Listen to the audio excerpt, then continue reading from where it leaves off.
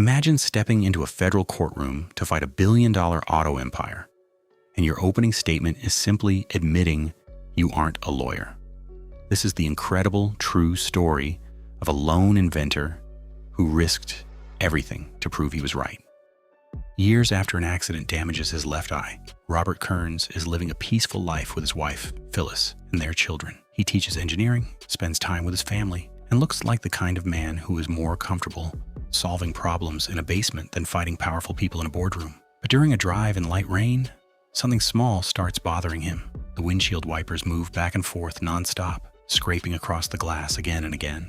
For most drivers, that is just normal. For Robert, because of his eye injury, every swipe feels distracting. And then the idea hits him. The human eye does not blink continuously. It blinks only when needed, just like a human blink. So why do windshield wipers have to move nonstop? And that tiny question becomes the seed of a life-changing invention. Robert realizes that a wiper should pause, then wipe, then pause again. Not too fast, not too slow, just timed perfectly for light rain. Robert turns his home into a small laboratory. His basement becomes the place where frustration slowly turns into progress. He gathers parts, tests circuits, studies timing, and keeps pushing even when the device does not work the way he wants. His children watch as their father becomes completely focused on this strange little machine. To them, it may just look like wires, switches, and car parts. But to Robert, it is a future product, something every driver could use. It sounds simple now, but at the time, this is the kind of feature car companies badly want and have not successfully perfected. Robert does not see himself as a giant. He is just a man staring at an everyday problem and thinking, there has to be a better way. With help from his friend Gil, Robert starts treating the invention seriously. This is no longer just a hobby. It is a real business opportunity. He tests the device in a fish tank, then eventually installs the system in his own car. When the wipers finally pause and wipe at the right rhythm, the moment feels almost magical. Not flashy, not explosive, just a quiet breakthrough. The kind only an inventor truly understands. Robert has built something that works. And more importantly, he knows it is his. So he takes the next responsible step. He protects the invention with patents. That detail matters because this story is not just about a clever idea. It is about proof. It is about ownership. It is about a man who did everything the proper way, believing that if he followed the rules would protect him. Robert gets a chance to show the invention to Ford. This is the dream moment. A regular inventor walking into one of the biggest car companies in the country, holding a device that could improve millions of vehicles. Ford's engineers are interested because they have been trying to solve a similar problem. But Robert is careful. He does not fully reveal how the mechanism works because he understands the value of what he has created. He wants a fair agreement first. At first, everything looks promising. Ford seems impressed. They test the invention, ask questions, and give Robert requirements his system must meet. Instead of being discouraged, Robert believes this means they are taking him seriously. He starts thinking bigger. Maybe he will not just sell the idea. Maybe he will manufacture the units himself. For a man like Robert, this is not only about money. This is about building something, putting his name on it, and proving that one person with a good idea can still matter in an industry ruled by giants. Ford asks him for pricing details and a business plan. Robert takes this as a sign that the door is opening. He rents a warehouse, prepares for production, and begins imagining the future. His family's life could change. His invention could be in Ford cars. His small basement breakthrough could become part of American roads. Everything feels close. Too close. Then the calls stop. Robert waits for a response, but Ford does not come back with the deal he expected. The excitement slowly turns into confusion. Then confusion turns into suspicion. The company that once seemed interested now acts distant, like the conversation never happened. What Robert doesn't immediately realize is that Ford already had access to the working prototype he submitted for evaluation. And once communication goes quiet, it raises a difficult question, whether the delay is just process or something happening behind the scenes after they've had time to study it. This is where the movie starts shifting from inspiring invention story to corporate nightmare. Robert has done the work. He has protected his idea, he has shown the system, he has followed the process, but now he is standing outside the gates, waiting for a handshake that may never come. And because he is an engineer, he cannot simply let the math disappear. In his mind, the pieces connect too clearly. Ford wanted the technology. Ford studied the technology. Ford walked away. And now Robert is left wondering, did they ever truly plan to work with him? While leaving the library on a rainy day, Robert notices Ford cars using intermittent wipers in traffic and follows one of them, which eventually leads him to the Ford Dealers Convention.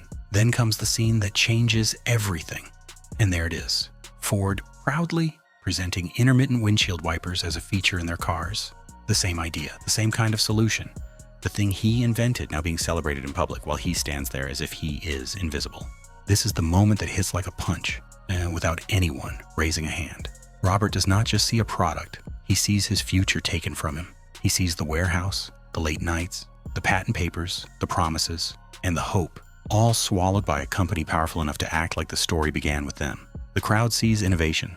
Robert sees a missing name, and that is what makes this part so engaging, because Robert's anger is not wild, it is personal. He does not look like a man who lost a business deal. He looks like a man who lost his place in history. From here, his fight becomes bigger than the WIPER. The invention is only the object. The real battle is recognition. After the convention, Robert's world starts closing in. Robert tries to send a letter to Ford regarding the WIPER unit, hoping for a clear response about where things stand. But he is distracted and unsettled. The silence from Ford continues. He attempts to call them again, but there is no progress and no meaningful reply.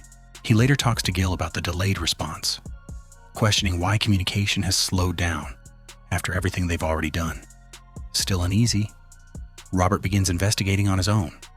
During this, he spots a Ford vehicle and takes a small WIPER-related component to inspect and compare it with his own patented design, trying to confirm whether the system matches what he originally built. He becomes consumed by the idea that Ford has taken his invention. The pressure affects his home, his marriage, and his ability to live normally. He wants justice, but the more he chases it, the more isolated he becomes. The people around him cannot fully enter the maze inside his head. Eventually, he boards a bus to Washington, D.C., searching for some kind of legal help or official recognition. But instead of getting closer to justice, he reaches a painful low point. Authorities remove him from the bus, and he is taken for treatment after an emotional collapse. The film handles this as a turning point. Robert's fight is not only costing money or time, it is costing pieces of himself. When he returns home, he is no longer the same man who first tested a clever device in his basement. The invention has become a burden, and the battle ahead will demand even more from him. The emotional pressure starts building at home, too. Phyllis wants stability.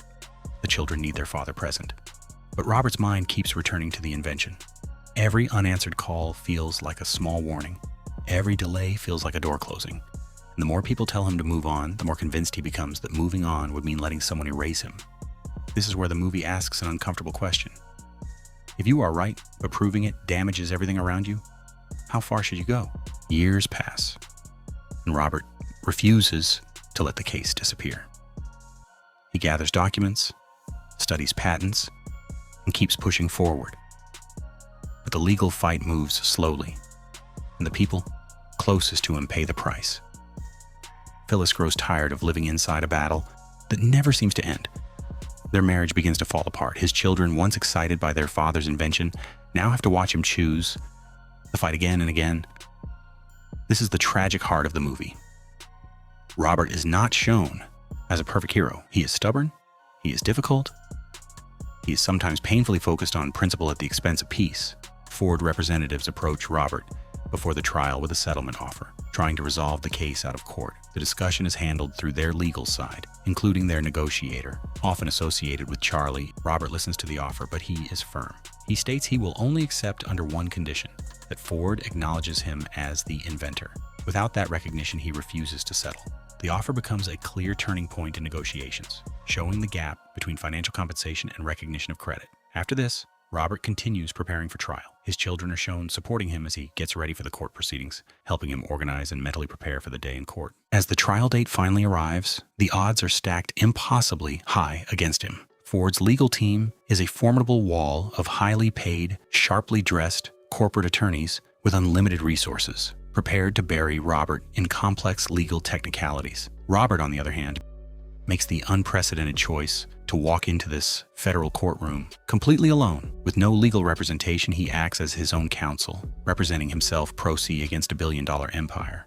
He has spent his time buried in massive legal volumes, trying to learn decades of trial strategy to take on an army of seasoned lawyers. When Robert steps into the courtroom to begin the trial, the contrast is visually striking. On one side, a phalanx of corporate power. On the other side, a solitary inventor holding his handwritten notes. But in this incredibly dark hour, a beacon of hope arrives. His family, recognizing the immense courage of his stand, returns to his side. His children step through the courtroom doors to become his legal aides and paralegals. They take their seats right beside him at the plaintiff's table. They lug heavy boxes of evidence and organize his legal briefs, providing the emotional anchor he desperately needs. Even Phyllis, despite the painful separation, returns to the gallery to support the man she knows is telling the absolute truth. It is a deeply moving display of loyalty, shifting the energy in the room.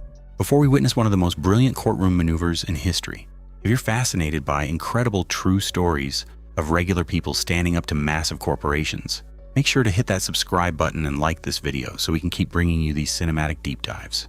Your support helps us tell these amazing stories. With his children backing him up, Robert begins his grueling task. He actively questions key Ford executives on the stand, including Macklin Tyler.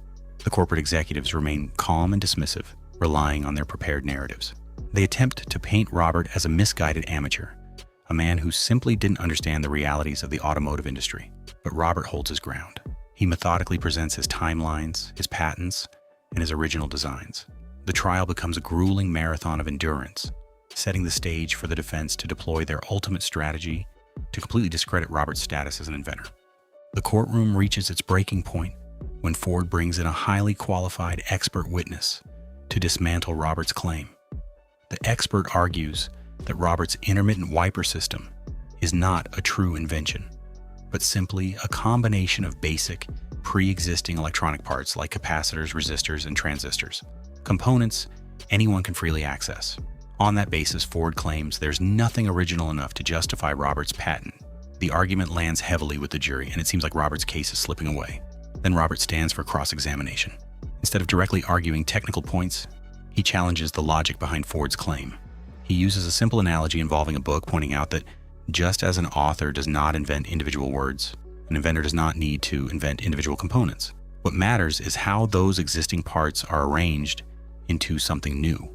With that argument, Robert reframes the entire case. The focus shifts from individual components to original design, and the courtroom is left rethinking the defense's entire position. The impact of Robert's brilliant analogy completely dismantles the defense's narrative. But Ford had been trying to stop this exact moment from happening for years. Throughout the grueling legal process, Ford repeatedly sent a shadowy legal representative named Charlie DeFau to Robert's home, trying to quietly buy his silence. DeFau pitched escalating sums of money to make the lawsuit go away, starting at $250,000 and then $1 million. As the reality of Robert's unyielding determination set in, Ford made their ultimate move. They offered him a staggering $30 million to drop the case. It was an amount that would secure his family's financial future for generations. But true to their corporate nature, the offer came with a strict condition. Ford would pay the money, but they would never legally admit to any wrongdoing. Robert didn't make the decision alone. He turned to the people who mattered most, his children, and the very people he affectionately called his board of directors. Together, they looked at the $30 million and turned it down. To accept the money would be a confession that his life's work was just a product to be bought and silenced. The weight is agonizing, but the resolution is historic. The jury returns to the courtroom and rules in favor of Robert Kearns. They officially determine that Ford Motor Company did infringe on his patents. They award Robert $10.1 million. But infinitely more important than the money, they award him the one thing he sacrificed everything for: the official, undeniable legal credit for his invention. Robert Kearns walked into that fight with nothing but the truth, proving once and for all that the creative spark inside a single human mind is far more powerful than the biggest corporation in the world.